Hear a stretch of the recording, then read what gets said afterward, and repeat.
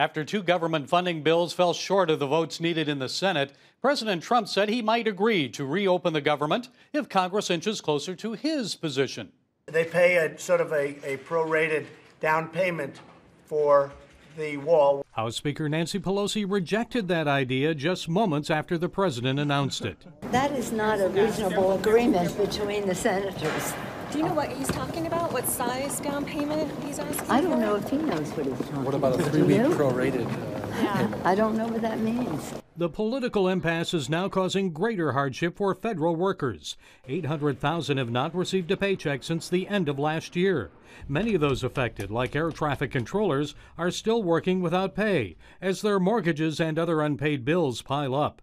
This aviation safety specialist says he may be forced to look for another job. At what point do I resign from this agency?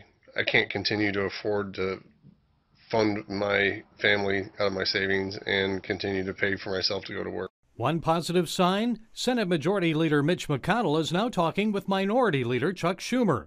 Both are hoping to find a way to reopen the government. It comes as some Republicans begin to defect from party support of the president and the border wall.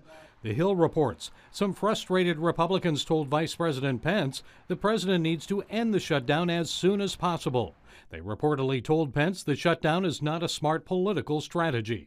In the Roosevelt cabinet room, a reporter asked the president when he thinks the shutdown will end. That I can't tell you. But we have a lot of alternatives, but we need border security. That statement may indicate the president may be inching closer to declaring a state of emergency on the country's southern border. That would allow him to bypass Congress and build a wall with $7 billion worth of funds already identified. CNN reports the White House has reportedly already prepared a draft of the emergency declaration. Other presidents have declared states of emergency as allowed by the National Emergencies Act of 1976. But if Trump takes that route, it doesn't mean border wall construction would begin immediately. Democrats and landowners would likely challenge the action in court. Gary Lane, CBN News.